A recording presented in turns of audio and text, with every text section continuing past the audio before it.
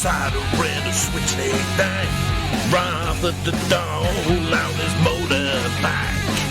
Looking for legends on the Sunset Strip with a stone cold paranormal partnership. Lampo Town Rick tried to sell me some crack. Listen to this podcast, man, and take that shit back. It's Urban Legends, the podcast about urban legends. And here your host, Neil and Chris. You'll receive our pod in your ears tonight. Hello and welcome to the series finale of Series 5. This is the finale of Urban Legend, the internet podcast about urban legends and related subjects, which is the largest by volume that the internet has to offer. So if you're into quantity rather than quality, you're in the right place. I am one of your hosts, Chris Flynn, and with me, as always, is a cheeky little fella I like to call Mr. Neil Herbert. Hi, Neil. We're at the end. Don't be denigrating the quality, Chris. Huh? Don't be denigrating the quality. There's no simple measure of that. So there is no simple measure. You know. But I would... Yeah, no, you're right. I mean, but there is a quantity as well, isn't there? The quantity. Certainly, we've got the quantity locked and loaded. Has to be considered. Yeah, has to be considered with any comparison that you make between quality and quantity. Let the listener decide. That's up to them, isn't it? Yeah. You know, I'm not the thought police. They can love it or hate it. Really. Maybe both at once if they're feeling confused. That's certainly how I feel about it. Yeah. So, Neil, how do you feel the series gone? Do you know what I will say is, because we've had outside stuff going on, poison-wise, it's been probably the most difficult to get done. Keep doing week on week. Yeah, I think there's been both through world politics just seems to be a never-ending cesspool. But with internal personal stuff going on. So, but we've made it. You know, looks like we've made it. Through to the end. And do you know what? Like, it's been a bit of a blur, but I've looked back and they're actually, because I've forgotten a lot of what we've done. No, I've not had the luxury of doing a retrospective, to be honest with you. So I've had a look. So some episodes which I remember enjoying. I can let's have a look. So I enjoyed Charlie No Face. That was good. Yeah, that was a good one. That was a bit different. It was different. I quite enjoyed Black Stickmen. Okay, yeah. I enjoyed the Platts River Ghost Ship very much. That was a fun one. That was a good one. I thought that was a highlight of our season. I enjoyed Handsome Elevator Man, and that's under listened to. So if you're get on that, yeah. So I'd suggest giving that a listen. Catchy, I enjoyed. Yeah, wasn't bad. Sweeney Todd, I enjoyed that one as well. And I mean, Sweeney Todd was going to be fun. I enjoyed doing all of them, but those ones are actually, looking back, I was like, oh, those are quite standout for our entire back catalogue, really. So it's not been too bad. Neil, what would you give this series marks out of 10 overall? It'll have to be a 9, surely. Really? Probably sorry. Don't know, tricky to say. I haven't listened back, but I think for perseverance's sake, nothing else. Yeah, we've both had stuff going on that we've had to deal with personally. So yeah, I'll give it a 7 because you know me, I'm a perfectionist. Keeping room for improvement, yeah, always. Good. So we'll never reach 10, Neil, because if you ever hit that, then you might as well just end it all. Do you know what I mean? And I don't mean the podcast. Yeah, no, I mean literally just on air, just to allure. Yeah, live. I mean, we can't. Unlike our American friends, the guns are in short supply in the UK, but I'll drink some hemlock or something. I presume that's easy to get hold of. Oh, you can get hemlock in a local Boots. Yeah, don't worry about it. Health supplement these days. So Neil, how's your week been? You looking forward to having a little bit of time off? What are you going to be up to? It'll be good. It'll be good to have a few more weekends off. Yeah, have you been to the Christmas market down in Port Slades? It's big in like I they've got the haven't yet, no. biggest Christmas tree in the world. Wow. Yeah, it's all got all the. It's about the Christmas market. It's in the centre where they've got all the. I mean, it rivals those in skyscrapers. Brussels and stuff. Doesn't Well, it? it does. Boundary Road is very, very similar to the sort of market square in Belgium. Yeah, so they have it in the park behind Boundary Road. Grand Place, whatever it is. And apparently, its footprint is 4 square miles. Mm. So it's definitely it's massive. Get anything there. Got an ice rink in the middle, world's biggest Christmas tree. Use washing up gloves. You've got used washing up gloves, yeah. Yeah. If second-hand batteries. Oh yeah, got second-hand various batteries. Brands. Yeah, got remold tyres for your bikes. Yeah. But all with like that Christmas Victorian spray on sex snow. toys. Victorian sex toys, Neil. I knew you'd notice those. Oh yes. How many have you got now? Quite the collection. We'll state Quite the collection. Yeah, just for looking at. Wink, wink. Yeah, just for history's sake. Mm-hmm. Interesting indeed. So Neil, I believe that for our final episode of the series, our subject is quite similar to the one last week. Yeah, we independently came up with actually fairly similar, but you could compare it to a sort of US UK, Yeah, take on a similar riff. But yeah, it is. So this is the Ilkley Moor Alien. Ilkley Moor Alien. I've heard of it. So and I think it's quite a famous one. As a denizen of the History 2 channel, as I am, then this is something which I'm aware of. Well, it's been described by Britain's Fox Mulder, who we'll be meeting later on, as a top 10 of all of the UFO. That guy with glasses. Yeah, Nick Pope, you know. But let's not. Do you reckon? Because I can imagine, because he's gone he's full on the History 2 stuff. You're telling me this, yeah. Yeah, I reckon that he strikes me as someone who, when Mulder and Scully were in The Simpsons. Yeah. Like that when Mr. Burns was the alien. Yeah. And when Fox Mulder goes to Mo, Fox Mulder, FBI, and he's got his FBI badge, and underneath is a picture of him in his pants or something. Yeah. I reckon that Nick Pope's got that. I reckon that he'd literally have that as well. Almost certainly, yeah. Nick Pope, ufologist, and then folds it down and just gets arrested or pepper sprayed or whatever. Yeah. Choose your poison. Mm-hmm. So we going to dive right in? Well, I'm going to check in first, Chris, because I believe you had a nice little accumulator lined up last week. So we're just going to check out how that actually panned out. Yeah, was trying to avoid that. Not well, Neil. Not well. Okay, because you were quite confident at the time, weren't you? A sure thing, I think, was how you described it. Well, certainty. I thought it was. But the first match out of the 6 didn't get the result, literally, which I was told. Fell over at the first hurdle. Beautiful. So you hate to say it. I was furious. So I put on my fighting dungarees, my puffer jacket, went down to the black market shop. Nowhere to be seen. It's been boarded up. Yeah. He's taken that pound, and who knows how many pounds he got off suckers like me. And he's fucked off to Worthing, try the same trick now. Yeah, he's gone to Worthing. Well, if you're in Worthing, then which you're not. But yeah, watch out. It's just a slippery customer. So yeah, £2 down, Neil. I can't afford that. You've got the price of experience, Chris. That's priceless. That's valueless. Valueless, yeah. It is valueless, yeah. You're right. No, you're right to assert that. Cash. It was valueless.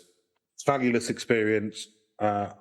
I can see, I can see now the error of my ways, and I don't know. I'd just like to apologise to everyone who's listening. Really, I know that they think very highly of me, and I've let everyone down.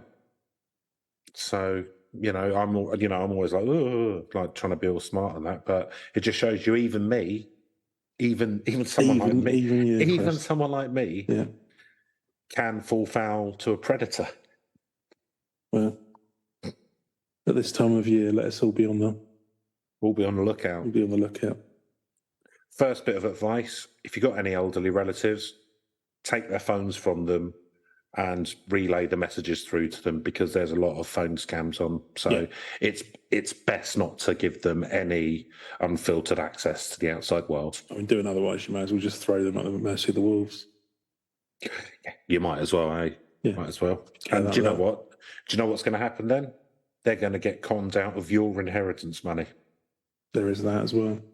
So, be streetwise, tell no lies, keep your eyes on the prize when your parent dies. That's what I was taught when it comes to inheritance. We'll move swiftly on from that. It did rhyme, which I was like. So we're going to start off just talking a little bit about the area, Ilkley itself, or Ilkley Moor. It's up in Yorkshire. It is Bradford and West Yorkshire.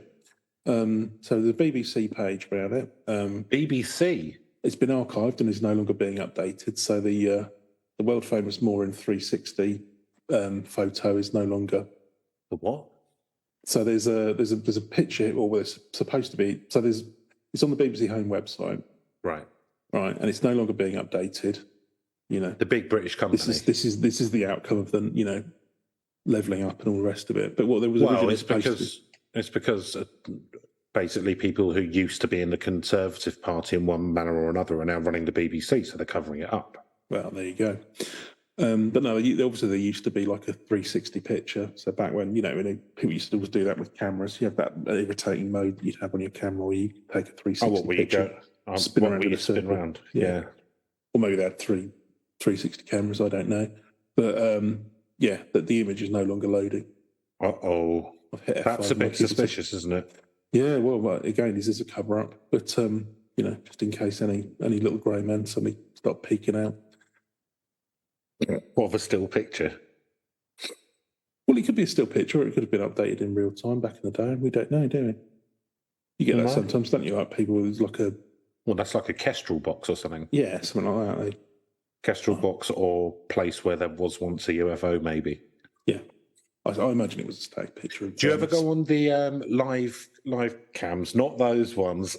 No, I mean, no and no would be my answer. But anyway, no, but do you ever go on the live cams of other cities?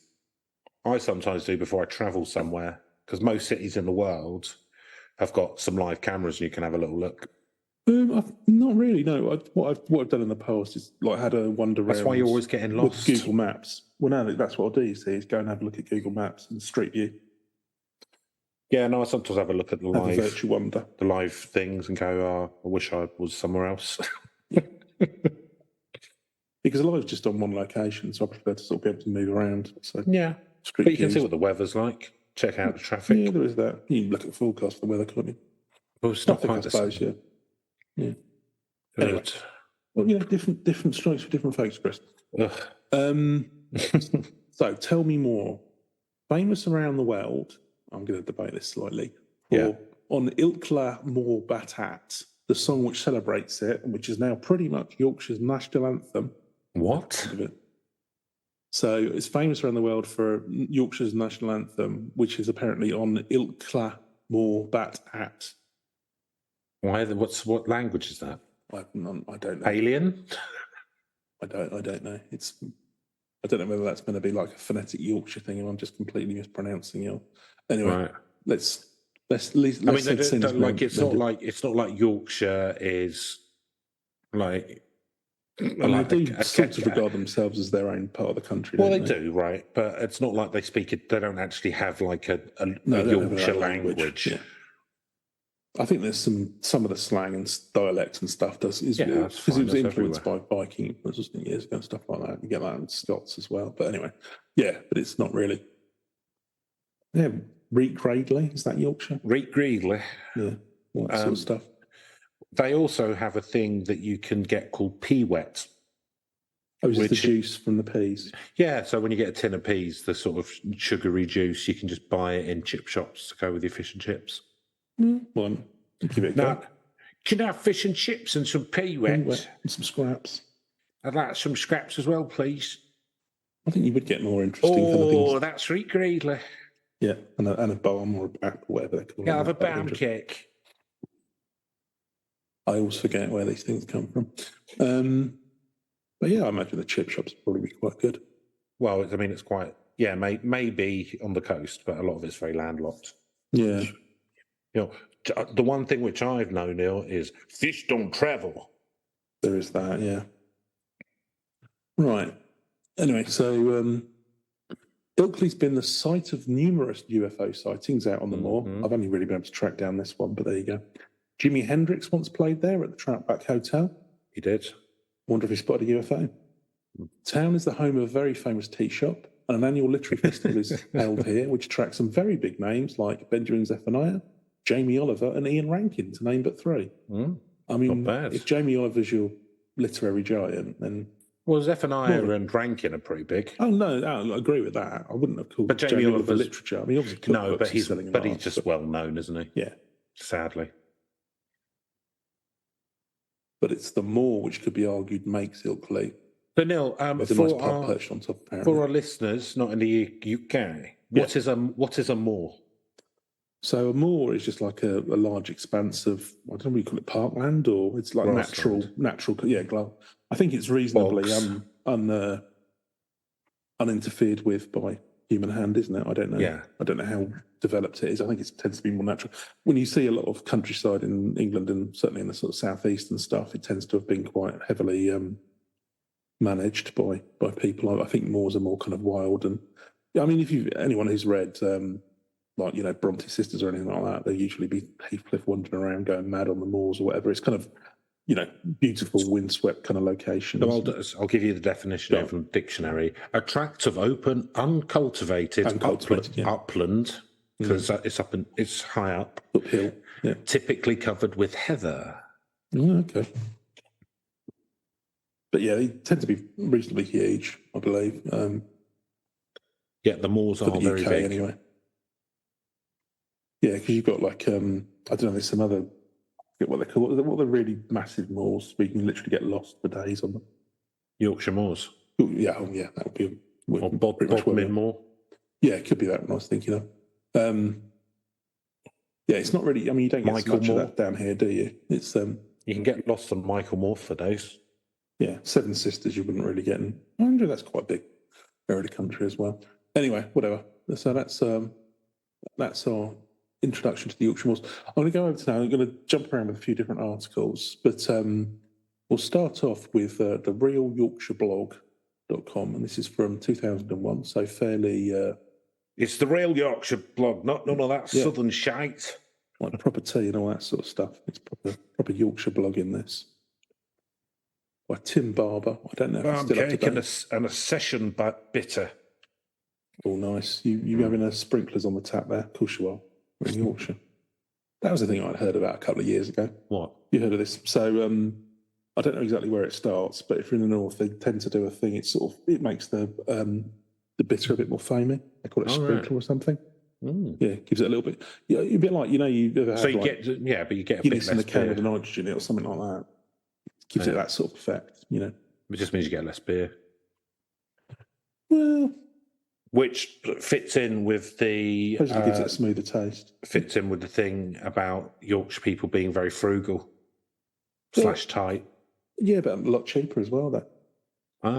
Well, bitter is both cheaper anyway, all around. And Well, I mean, everything's cheaper than where we live, let's be fair. Yeah, apart from London, but yeah. Yeah. Even more ridiculous, but yeah. £6 a pint in some places. Fucking hell. That'd scare away any friendly Yorkshire folk. Quite rightly regard that as ridiculous. Well, and because I drink zero beer, then you can only get it in bottles still. So if I want a pint, I have to buy 2 bottles, so you're looking at £9 plus. Not good, is it? It's not good. I mean, I don't go out that much anymore. Well, no, not those prices. Yeah, I do wonder sometimes how the pubs can afford to stay open, but there you go. A lot of them can't, of course. But... No, I can envisage that within our lifetime, pubs will be finished. They won't exist. I don't know. I wouldn't be sure on that, but certainly possibly a lot less than they are. Well, it's meant to be it was kept open by the working class people, wasn't it? It's meant to be like a community sort of thing, and Like you wouldn't make much money on each pint, but it would be, economies of scale because people would go there a lot. Whereas now, like people just can't afford to go out, so they have gone on to make like. Thing is, a lot of them aren't really even pubs anymore. They're more kind of like restaurants / pubs. And that's been the case for a good 20 years, isn't it? But I don't know. Like, I wouldn't be surprised. Like, I wouldn't be surprised if there wasn't much in the way of pubs within our lifetime. But the thing is, things move on. So things change in the day. Right. So living in Burley in Wharfdale, I spend a lot of time on Ilkley Moor with my dog. Love exploring the wild moorland. So when a friend sent me a podcast about the Ilkley Moor alien, there you go. Not this one, obviously. I thought I needed to investigate further. It'd be weird if it was this one. Yeah, I know that would really really weird out this whole thing. Put the cat amongst the pigeons. Don't know how we cope with that. After all, I didn't fancy missing my tea after being abducted and never liked the sound of being probed. I think it's going to be a bit jokey, this one, and nothing wrong with that.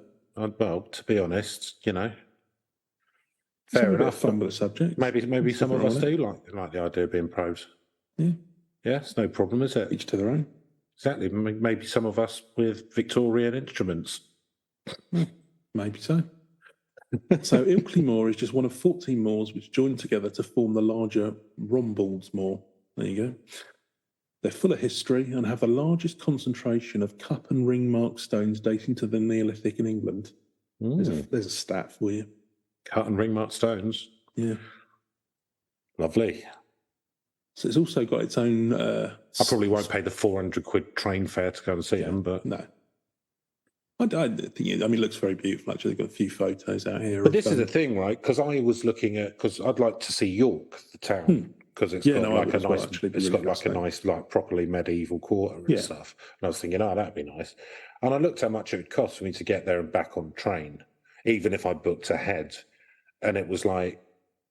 there and back would cost me about £220. And I was like, well, I mean, as much as I'd like to see York, for that, I could fuck off on holiday for a week, like somewhere else. Do you know what I mean? Like, and it's not going to be cheap when you're there either, like the hotels. No, because York is very, it's not massive. And it's kind of like, it's like, why don't people like just have staycations or holiday in England?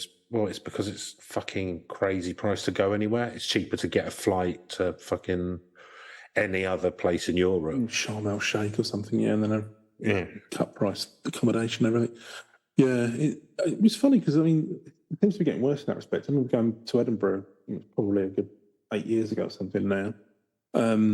Was that when you were doing your one-man thing at the festival? Yes.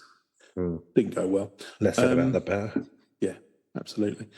But yeah, it was actually reasonably... it wasn't too bad to actually get back up and back on the train at the time. I think I even went first class, treated myself because it was only like an extra tenner or something. But nice.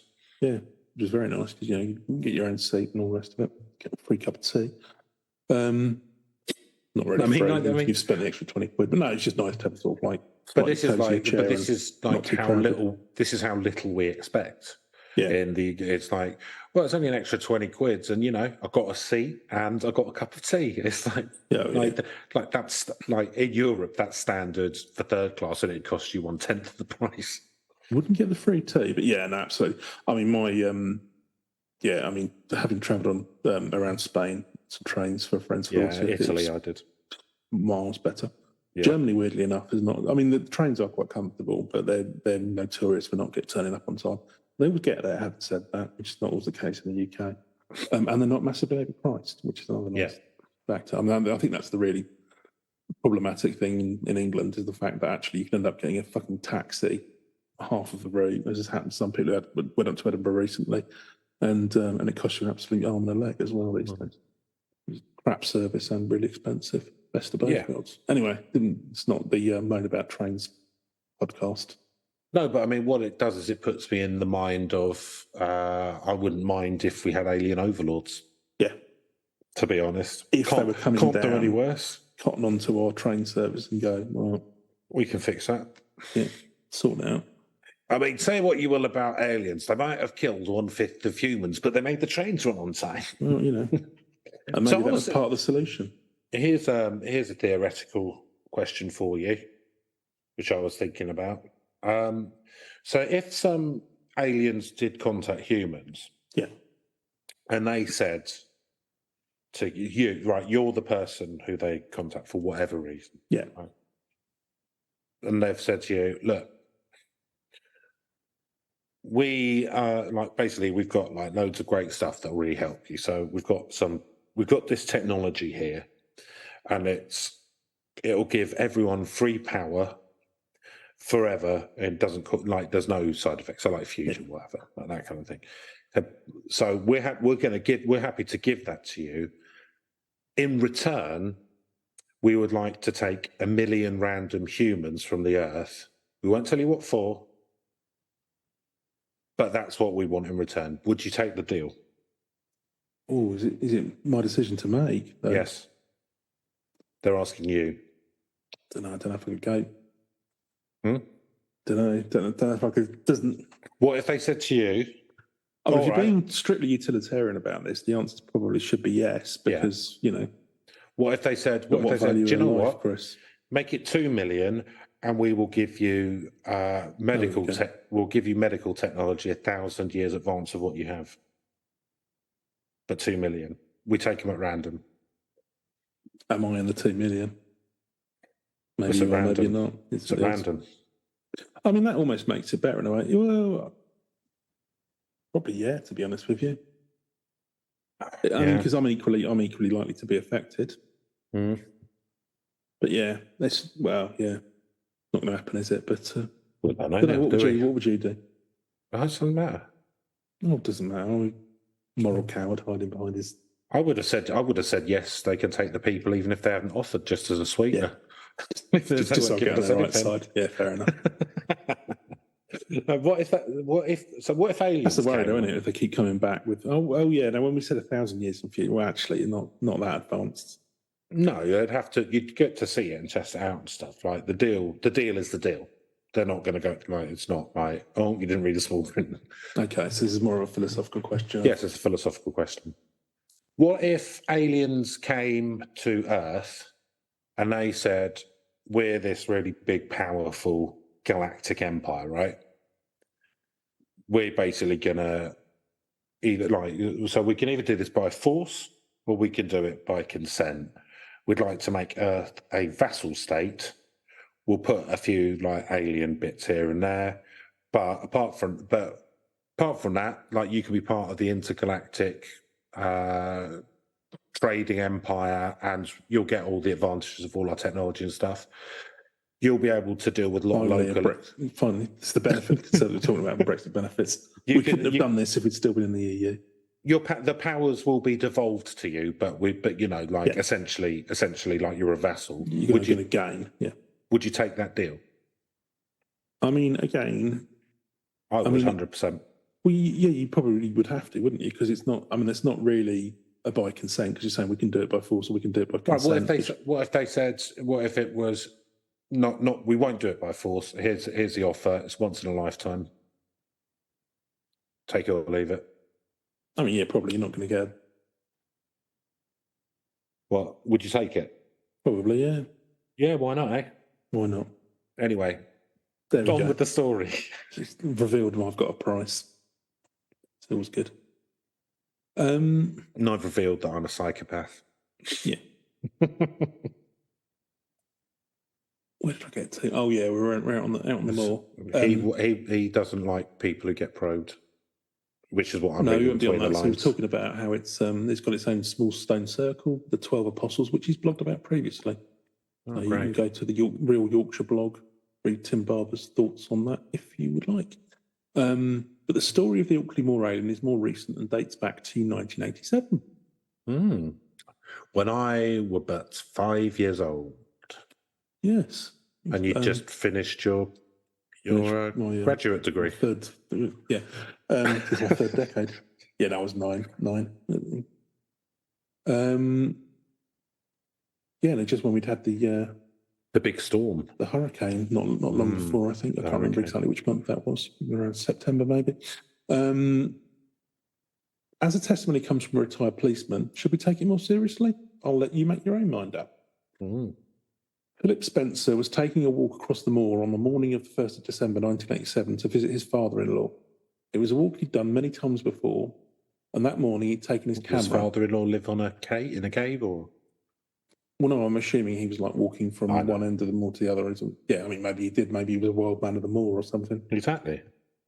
Who knows? I'm interested to know his story. His history is silent on that fact. Well, suspiciously so. Well, yeah.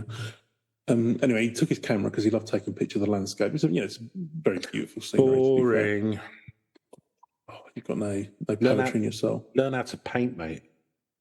As is often the case at that time of year, and he's gotten something fancier than the Polaroid camera that we've. So as we say, this is fairly similar to last week's story. Nice. So he's going to end up with a picture of a little fella, and we'll see how they stack up against each other. Well, I will say the moors looks probably slightly more scenic than perhaps a farm in Alabama, but hey, each to their own. Anyway, so taking his camera along. As was often the case at that time of year, a mist hung over the moor, making navigation more difficult. It was then that Spencer saw a being standing in the mist. At first he thought it was another walker, but on approaching, realising it was something unnatural and strange. The creature, whatever that might be, was waving an arm and apparently gesturing for him not to approach. Don't come any closer. So he managed to take a picture and the creature ran away. I can see the picture. Very similar to last week's story. I can see the picture. Oh, you were going to say I was going to post in the chat the picture. So it looks like it's got a club's hand. Yeah, it looks like it's badly made out of plasticine, doesn't it, or Play-Doh, as our American friends would say. It's weird because if you see the actual original picture, it's kind of a lot of the ones that they say now, they tend to zoom in on the relevant bit.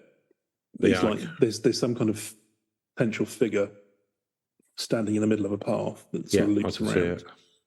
And but it's very, very blurry.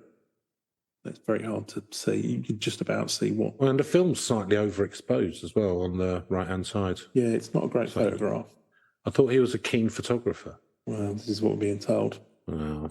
Maybe he had shaky hands because of what was going on. Do you think that when he got into the press, right, and people started asking him, he started saying he was a keen photographer to try and get, a bit more, be a bit more interest into the ladies? Could have been that. We'll see later on how it pans out for him. So he managed to take a picture. The creature ran away. He tried to follow the creature, but claims he then caught a glimpse of a craft with a domed top rising into the sky and disappearing into the distance. Mm-hmm. There's so when a picture of that as well. Oh, okay. I've not seen this guy. Yeah, I mean it's really. I mean it's just a speck in the distance. Okay, yeah, because I didn't see that he captured that. When he eventually reached his father-in-law's house, visibly shaken, the village clock and all the clocks in his house were an hour ahead of his watch. Oh, lost time. Yeah, leading him to believe he could have been the victim of an alien abduction. Maybe he got a probe and... Maybe he did. We'll come on to that later on. But did he feel strangely satisfied afterwards? He definitely. Yeah, he felt a bit sort of more at peace. Relieved. Yeah, one with the universe.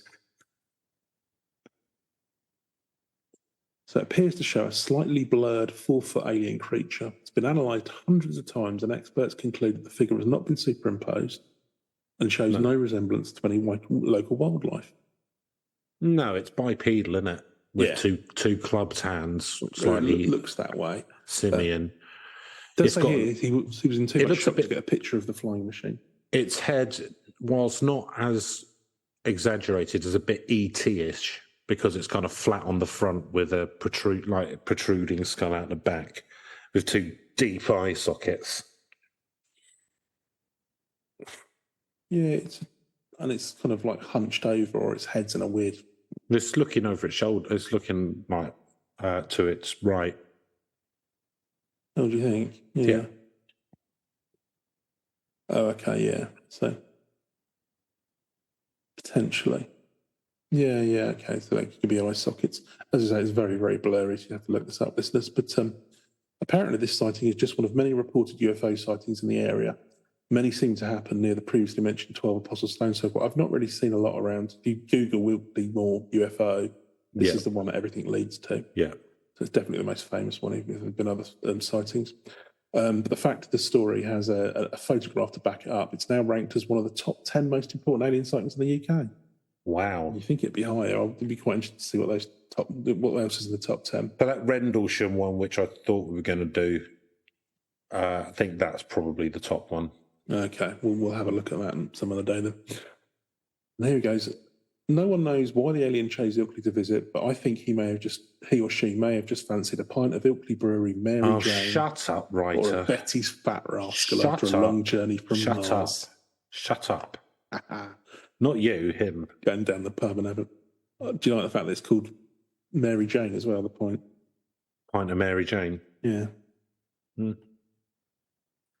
Or Betty's Fat Rascal. There you go. And the podcast can be linked to as well from... Hey, one day maybe our podcast will be linked to something, eh? Yeah, you never know.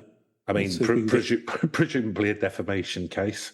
Yeah, probably. A cease and desist letter or something like that. Some sort of court evidence. Yeah.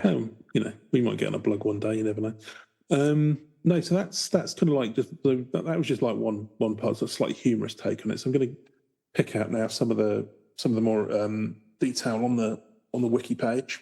Okay. So this is an alleged UFO incident on Ilkley Moor, 1st of December 87. So a retired police officer claimed he was abducted by aliens while on a morning walk. So we'll get into the abduction bit in a minute. So the photograph subsequently became a news story in the UK, cited as one of the strongest pieces of evidence that we have that extraterrestrials have visited the Earth. Which is damning. Yeah, it doesn't say a lot. It has also been described as incredibly blurry. Yeah. Yeah, that's true enough. And skeptics have dismissed it as a hoax, saying that the photograph could be a man or a cardboard cutout. I don't think it could be a cardboard cutout. Yeah, it looks a bit three-dimensional. It's three-dimensional. It looks a bit too three-dimensional for a cardboard cutout. And it's not. If it's a bloke in a weird suit. I mean, it could easily. You could obviously it could be a hoax. You could make something that looked like that. Yeah. But yeah, it's not a cardboard cutout. That's for sure. It's three-dimensional. Now, this is the interesting thing: is that Philip Spencer, who was the one who took the, he moved from London to remote West Yorkshire with his wife and child in order to be closer to his wife's family, following retirement from the police force. So he's an ex-policeman. Okay. And he was visiting his father-in-law in East Morton. He took his camera and a compass with him in case there was fog. Yeah, so he's walking up a small hill, noticed an odd figure just on the trail ahead of him. It was dark green and about 4 feet tall with an oversized head and long, thin arms. It made a gesture, which he thought was telling him to sort of stay away, but then he decided to take out his camera and take a picture of it. It then ran away and he followed it, but he lost it in the fog. And then saw the craft rise, but couldn't get a picture of the craft. Described the craft as being a whitish colour and consisted of 2 saucer-shaped parts that were attached, with one being on top of the other, with a loud hum. So rather than continue with his planned route, he headed to another town that was about half an hour away. And when he arrived, he discovered he was 2 hours later in the day than he expected to be. And the compass that he'd taken with him was pointed in the opposite direction than it should have. So already some inconsistencies. Yes. So the first article said that he did take a picture of it, and this one of the craft. No, it didn't. The other article did say he didn't get a picture. I think you said you'd seen what looked like it. Yeah.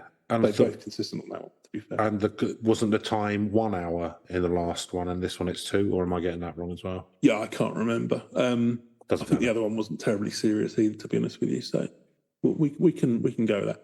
But here's what's interesting. So in the days following the alleged incident, he made contact with UFO researcher Jenny Randalls and Peter Hoff.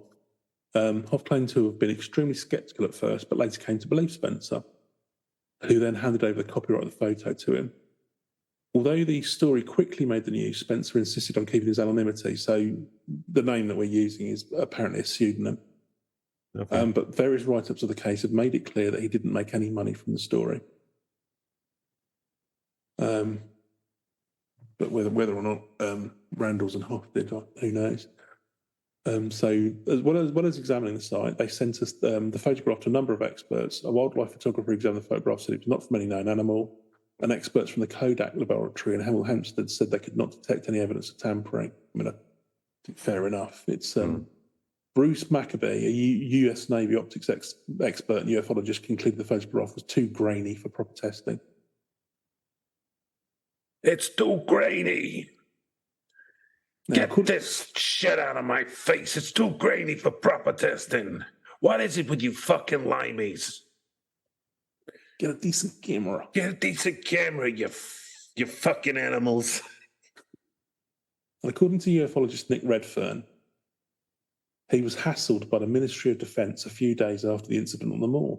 He said they opened a file on Spencer and sent 2 men in black to his home to intimidate him into silence. Oh. So Nick Redfern can't intimidate an ex-copper from London in the 70s. Unlikely.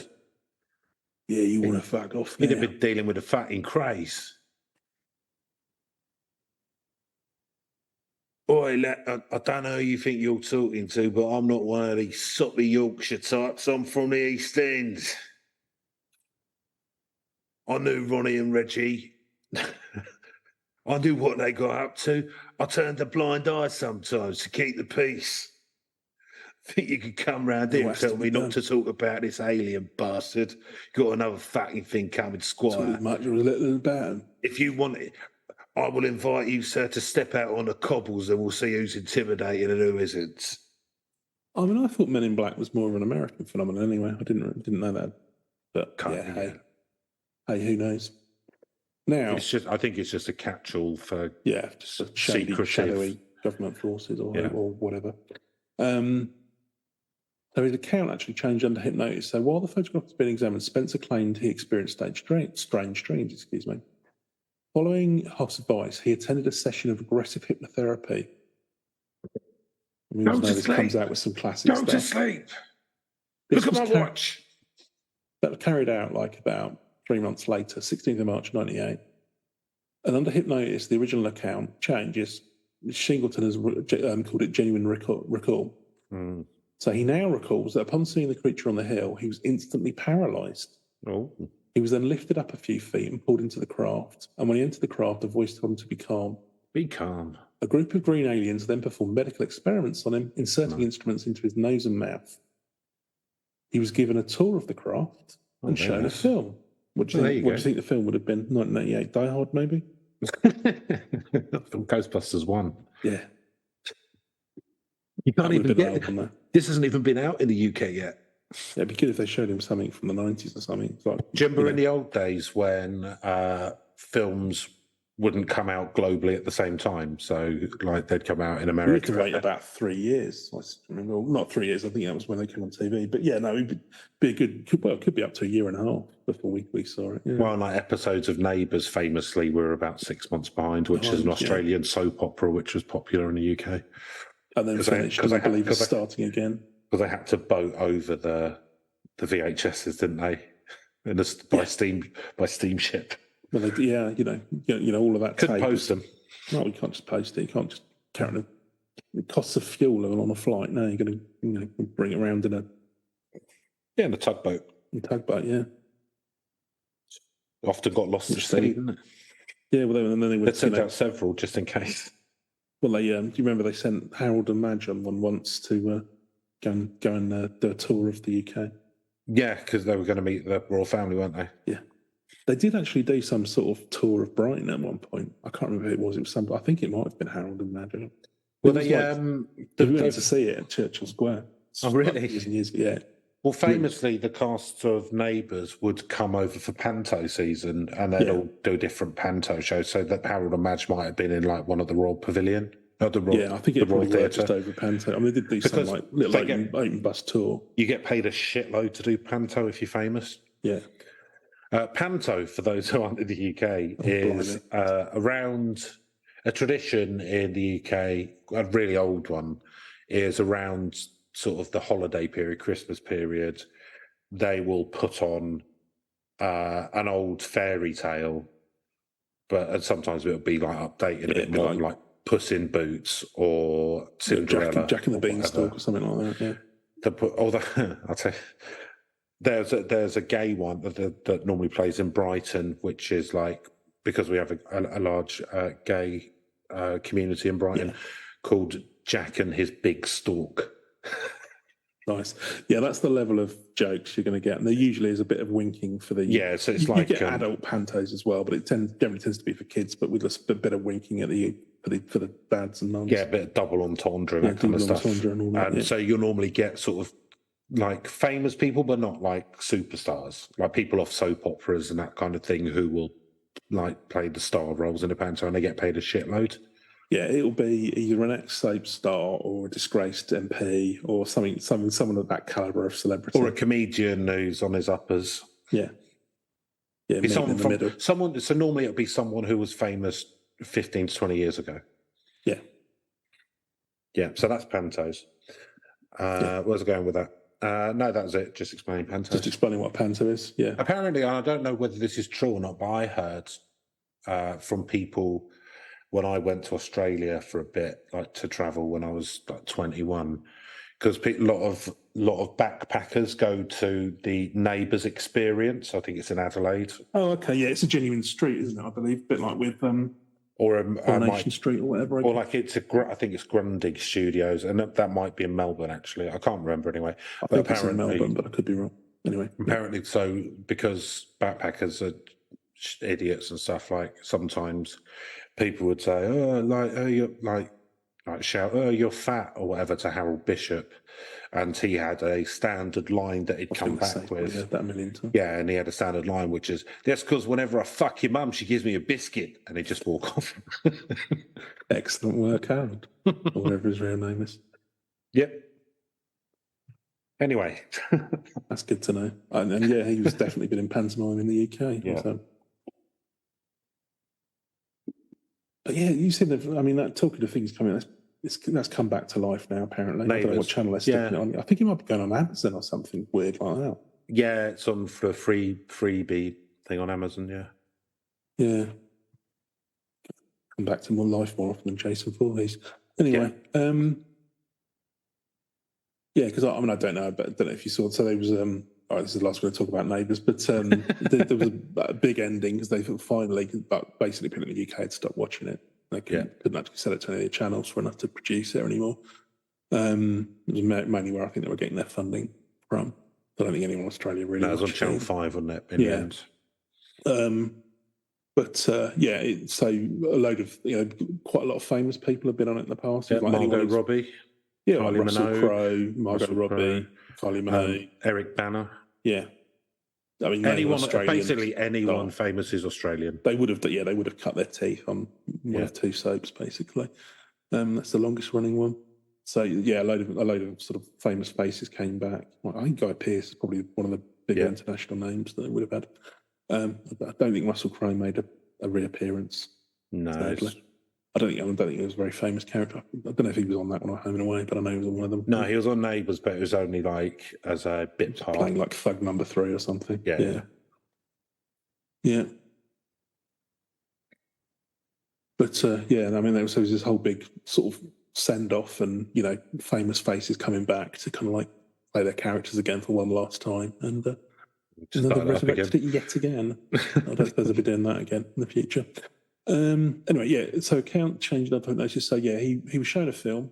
I think that was where we ended up spinning off into that cul-de-sac. It wasn't Die Hard, apparently, Chris. The film showed apocalyptic imagery, although it could be Nagasaki Tower, including nuclear explosions, maybe not then, famines and floods. Mm-hmm. Spencer was then shown a second film. Mm. He has never revealed the contents of the second film, saying that the aliens who abducted him did not want humanity to know. Alien porn. Yeah, that could be.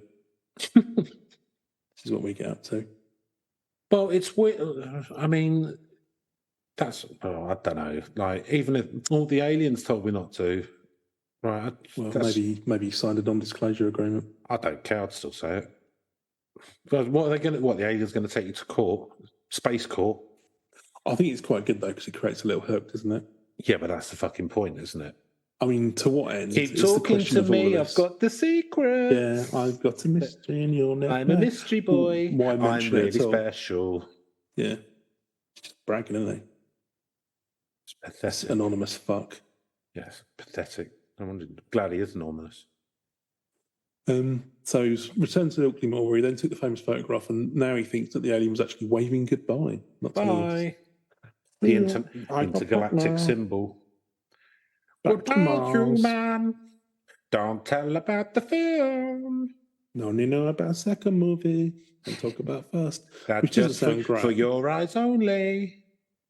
I mean, it doesn't sound like they're massively ahead of us in terms of film technology. Or anything, really. Nuclear explosions, famines and floods. There you go. Well, that was a portent of where we could be heading, and the second one presumably was another place where we could be heading. But it could be like humans and aliens living together and that. But, don't tell them. They need to do something first, yeah. I mean, who knows? Maybe it was like something nice could happen, but if you let them know, then it won't. So who knows? There might be other ways to sort of keep them silent. But it sounds very much like a nice little mystery hook to sort of draw people in. It's the sort of J.J. Abrams of. Well, yeah, just to keep getting paid your 50 quid to do an interview or whatever. Well, that's the thing, though. But he's stayed anonymous ever since, and there's never. I don't know whether or not. I mean, the obvious thing is that the policeman's entirely made up, and it was all the ufologist making. But I'm not saying that that's what happened. But that's another potential thing. That kind of thing doesn't happen. No, well, or what you and also we're about to bring to bear some authority here, Chris. Finally, so legacy. The Ilkley Moor incident generated headlines in the UK at the time and remains one of the country's most famous UFO sightings.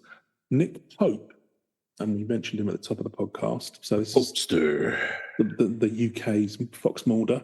International sex symbol, Nick Pope. He's a journalist who had previously worked at the UFO desk at the Ministry of Defence. So let's quickly duck into Nick Pope, actually. And Nick Pope, ufologist and Newcastle United goalkeeper. Indeed. So we'll got a lot on his plate. We'll quickly just talk about Nick Pope, just to introduce this character. So he's a media commentator and former civil servant. And he moved to the States in 2012, apparently. But back in these days, he was working for Ministry of Defence. Nice work if you can get it, isn't it? Not too shabby. Yeah, for 20 years, give or take, from 85 to 2006. And from 91 to 94, he worked in Secretariat Air Staff Sec AS2A, more commonly known as the UFO desk. So apparently his duties included investigating reports of UFO sightings to see if they had any defence significance. So this is actually a well-known thing. And it's a bit like they had the Project Blue Book, or whatever it's called in the States, where they would, because I think the fear at the time was it might be potentially like Russian spy planes or whatever. But also keeping an open mind in terms of its unidentified aerial phenomenon. Blue Book didn't keep an open mind, but... Okay, well, I don't know, whatever. But supposedly on this one, if you look at his website page and stuff like that, he will basically say, I've never come across concrete evidence of anything but around... He's just asking questions. Just asking questions, that's what he like. But apparently around 5% can't be explained, is what he claims. Obviously, this has got him sort of like a nice little earner now in terms of... He's a stalwart of History Channel too, yeah. He's got documentaries on Amazon about UFOs and that. He's on Ancient Aliens a lot. Could it be? Could it be? You never know. But yeah, apparently the government's X-Files have now been closed down. So for funding reasons in 2006, the whole thing was sort of shut down. But and he's gone on to appear on The Mediator as a commentator. So apparently you were saying, Chris, you've seen him on a lot of, he says Canada's History Television. I have. It's also been on the UK's Yesterday, which I've never heard of. Yesterday? And the Smithsonian Channel on the US. Apparently the UK's got a channel called Yesterday. Yeah, that's on Freeview, I think. Oh, okay. So that's actually UK history. So it's very similar kind of thing. And he's written a book called Open Skies, Closed Minds. In which he concludes that an alien race is waging a secret war on humanity, a position he has come to distance himself from since the publication of the book. Weird, isn't it? Interesting. So you kind of think he might be making a bit of money out of it. But write the book, then say, I didn't say that. Yeah. I didn't, what are you talking didn't about? really mean that. It was probably. I mean, you look at his kind of quotes on his website. He sounds a bit more level-headed and just kind of said, "Well, there's a few things that you can't fully explain, and who knows, something might have happened, but I've never had any clear evidence." So he is not as level-headed when he's on stuff. Yeah, but so that's your authority figure who's given credence to this story, basically. Right. Make of that what you will. He's kind of the more you pay him, the less level-headed he's willing to be. Okay, fair enough. It seems to be, doesn't it? If he's written a book and then instantly distanced himself from his own writings, he might have changed his mind, I suppose. But yeah, it's a bit of a it's a bit weird, isn't it? Yeah, to come out with something quite so. To come to that conclusion and then Well, aliens and humans are at war. Right, that's the book done. Second thoughts, and then no, they're not. Yeah. Coincidentally, was that just a nice log line for you to be able to sell the book? Because because got no real proof, doesn't really. Because presumably the book would have some kind of explainers behind why he thinks that. Yeah. Or I don't know. How's he come to that conclusion exactly? Yeah. Why has he since changed his mind? Anyway. Why was he removed from the civil service? Well, I mean, he was going to be shut down anyway. I guess that side of things, and he might have just. Mate, the thing, let's be totally honest. If the History Channel went right, we've loved the podcast, but you're really sceptical, and that doesn't really go well with the History Channel stuff. But we like your dynamic. Would you do a series where you pretend to actually believe in all this stuff? Here's how much we're willing to offer you. We'd just go, yeah. Oh, of course, yeah. So I mean, I know I'm not like. The thing is, it's a shame because it'd be nice if you knew what people's actual thoughts and beliefs were, but in reality, no. For those, it's entertainment, isn't it? The History Channel, it's not science. That's what it's become. Yeah, absolutely. May have been a History Channel at one point in time, but the History Channel is, but not the History 2 channel. Oh, okay. Don't know. I'm not. Which is the more Fortean. Okay, they're the one that gets more into the sort of all the nonsense. And it's been cited as one of the most persuasive UFO incidents to ever occur, which I think you already stated was, doesn't say a lot for the believability of it. I'm going to have to look up his top 10 as well. He doesn't say where in the top 10 it fits. Anyway, let's move to the skeptics now, if we haven't already. So they've claimed that the whole incident is a hoax. They've said the photograph is so blurry, it's, any proof of any visitors to Earth can't be talked about. They've claimed we've already said it, the man on the cardboard cutout, I think necessarily that likely. They also asked why Spencer did not take a photograph of the craft, noting that such a photograph would be more difficult to fake. And the physical evidence about the broken compass is easy to... Because he was busy watching films. Did they not listen? We didn't realise, he'd been, but I think depending on whether... Just have a look now at the UFO sightings in the United Kingdom, see if there's any more in Ilkley Moor. We'll go all the way back to the 12th century. What, UFO sightings in Ilkley Moor? Well, actually, no, there's some in the 12th century, some in the 13th century, and then all of a sudden it's straight to the 20th century. Wow. Goes straight to the 40s and 50s. So what were they in the 12th century, like a seagull or something? So let's have a look. So religious pilgrims in southwest England reported seeing a glowing, fire-belching dragon emerge from the sea, flying into the air and disappearing into the sky. But that's not an Ilkley Moor, because that's the southwest of England. No. I was going to say, I'm just looking up UFO sightings in the United Kingdom. And then there was, in the 13th century, there was something in St Albans, a glowing, flowing light. And, don't know. Anyway. So they're just like meteors or something, isn't it? Could be. And centuries of nothing. Anyway, so that's pretty much it, I think. So I thought we'd have more to say about Nick Pope. We kind of covered him a little bit at the start. We could talk a bit more about his blog, but it's not the this isn't a Nick Pope podcast. Yeah, no, it's the Ilkley Moor. I was supposed to go on. Let's have a look. The Charles Fort Institute. There's I looked up there as well, and I would just say that there's a load of people sort of talking about going out there and checking things out. The general consensus seems to be that people think it's either a hoax or the photograph doesn't really prove much, and it could be some sort of wild animal. be like a dog or something. No, it's not that. But yeah, one at the bottom claims it could be like a Gremlins toy. I don't know. Actually, I'm on. No, it's not that either. But anyway, the general. The thing is, like, so the problem which I've got is that the people who are saying what it could be are talking out their arse as well. Yeah, so we've got people are talking out their arse of like that it's an alien probably, but then the people who are the skeptics who are trying to debunk it are also talking out their arse. They go, no, it could be Gremlins toy, don't know anything like that. Could be a cutout. It's clearly 3-dimensional. Do you know what I mean? Like, so yeah. No one's talking any sense. No, it looks like it could be fabricated, obviously, and it's so blurry, it's very difficult to tell what it is. But and it's also slightly suspicious, I think, that the person come forward under a pseudonym. Although, as we've seen in last week's episode, well, if not, somebody had their life ruined for coming forward. Well, this was a retired police officer, so. Well, maybe that's it as well. He wouldn't be allowed in the lodge. Well, yeah, that's true. Could be. If he was revealing secrets, can't be doing that, can you? Make up your own minds, listeners. But we don't know, do we? We don't know what the Freemasons know about aliens on the higher, a lot more than you think. Yeah, probably. I don't know, Neil. It's probably like the big mystery at the top. What that there's an alien. Yeah, just controlling the Freemasons. Yeah. Okay. Well, interesting. Now, interesting. Zeno's in charge. Interesting thought to lead the series on.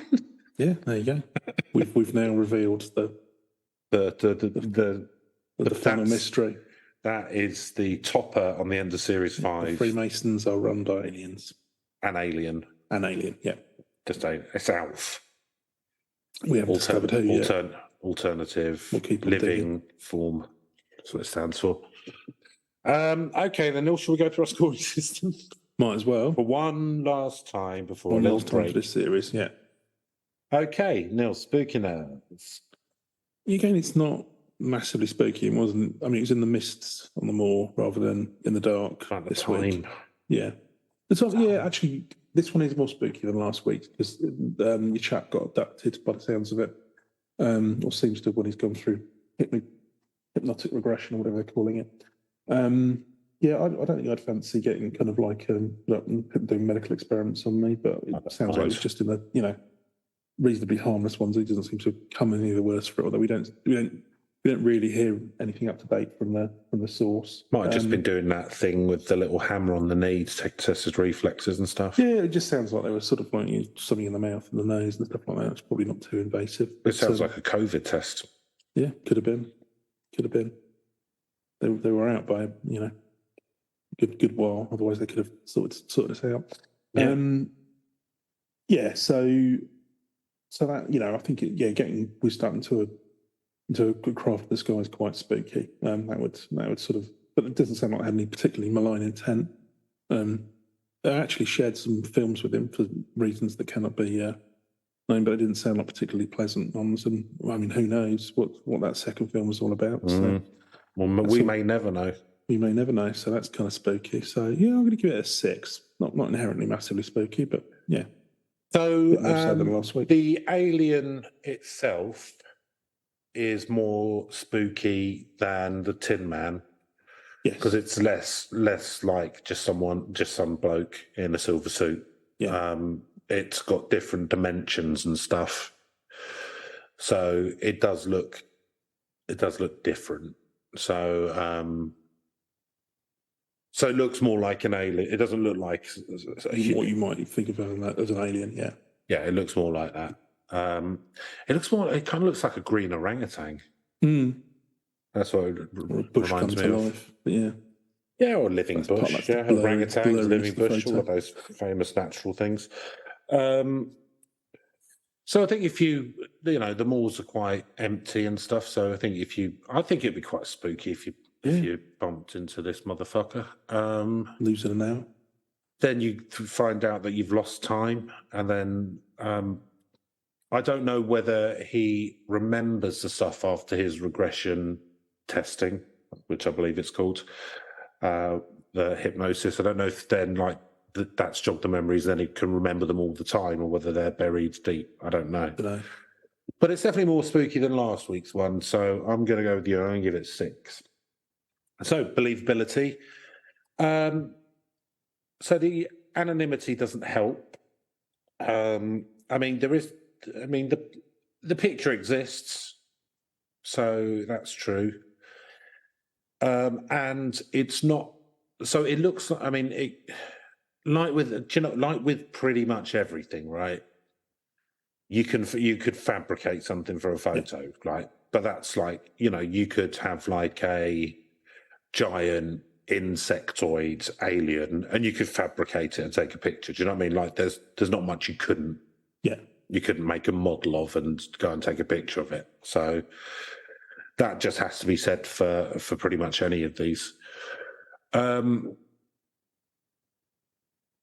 I mean, but saying that, it's not obviously like someone in a suit, or it's clearly like a cow lying down or something like that. It is something odd. So, and I can't tell if the person believes it or not. So it's a tricky one. I'm gonna go 6 again, Neil. Okay, I'm slightly lower on this one because I think there's various different factors in the balance here. So one, there is a photo, so that's something. The photo isn't completely obviously explained, but obviously it could be all sorts of things on a hoax.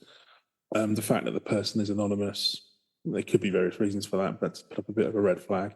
Although having said that, somebody who did work in Ministry of Defence on this stuff, but potentially, can be paid to say things. Who knows? I'm not saying that that's the case, but let's just say if Nick Pope was really sort of as he would have been in his job, which is pretty skeptical and saying, well, we can't really explain this, but it doesn't mean it's a UFO or whatever. If he was doing that, he wouldn't be getting work, right? Yeah, that's the thing. You wouldn't be getting work. So you've kind of got to push, but well, I won't speculate one way or another on that. But I will, and I have. And if Nick's got a problem with that, then I'm not hard to find. I'll see him on the cobbles. There you go. But yeah, but somebody in authority has been accepted. But anyway, it rounds out. I'm on the fence. I'll give it a 5. It's more around. I mean, do I believe it's an alien? No, I'm not really convinced about that. Is it believable generally? Because I think this is the other factor. I think people generally aren't that taken in by it. Or the consensus isn't that. Well, you never know. Other than kind of the fact that somebody with a decent amount of authority on this has said that it's quite intriguing, does give it a bit more credence. So, but yeah, ends up with a 5 from me. Okay, narrative premise. I think there's more to the narrative premise on this one than the previous week, because you've got the abduction again, but that's kind of like so far, so what. But having said that, I don't think we've come across one where they were showing them films before. No, they've come in with a little hook as well as to, well, I've shown you 2 films, and we can't talk about the second film. So there could be all sorts of speculation about what that film is, or you could. So that gives it a little bit of a hook.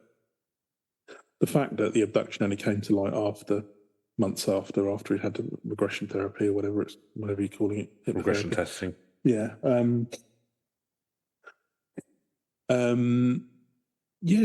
So I think there's and then there's the whole kind of like I think it's quite good picturesque kind of location. So that gives it all a nice. Well, the Moors are mysterious, aren't they? They're always like all throughout kind of folk history and stuff. The Moors are always seen as kind of a mysterious area, and where like werewolves or like people seeing fey folk or whatever on the Moors. They're meant to be places that come throughout British history. Have always been kind of a bit a bit different, a bit unusual. So yeah, I think there's a few hooks than there than your normal UFO tale, but it's not amazing. So I'll give it a 6. 6. Yeah, I mean broadly the same for me. The abduction bit and the lost time add a bit to it. It's another one that's a bit of a one and done. Yeah. There isn't the romance that there was with the Tin Man one, which is a shame.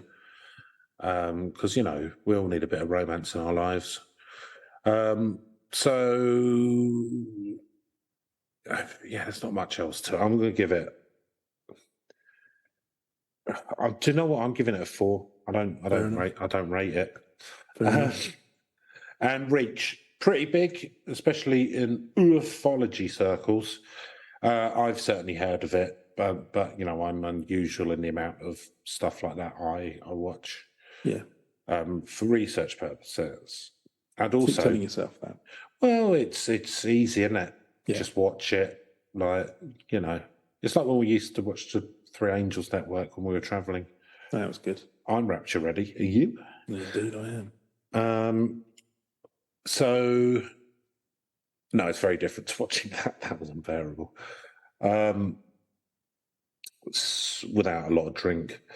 But yeah, I mean, it's got, it's, my mum wouldn't have heard of it, I don't think. But I mean, it was in all the big newspapers and stuff in the UK, and it is known in America and stuff. So I'll give it 7-0. Yeah, probably broadly similar. I don't think it's not one of the massive ones. It's not like a Nessie or a Bigfoot or anything like that.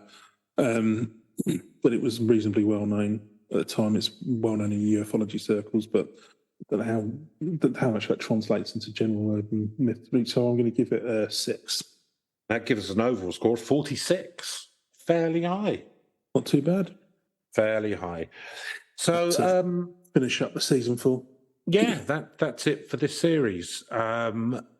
We hope you've enjoyed it, and we will be back with the new series. Well, we've got a couple of new things. So over the Christmas period, starting Christmas Day through to New Year's Eve, we will be putting out a series every, a shorter pod, 30 to 40 minutes each day. And we will start series 6 proper on the 4th of January. If you've got any suggestions or comments or anything like that, you're always welcome to email us at urb.legends with an s.podcast@gmail.com, or you can always get in touch on Twitter/X at legendsurbane. And that's it. Thanks for listening. I hope you've got some enjoyment from this. Next couple of weeks, there will be a couple of the classic episodes that I'll put together. But apart from that, we will see you back for the mini-series over Christmas. And I hope you have a good few weeks. And I hope you've enjoyed it or got something out of it, even if it was hate listening. So from me, that's goodbye for this series. Goodbye.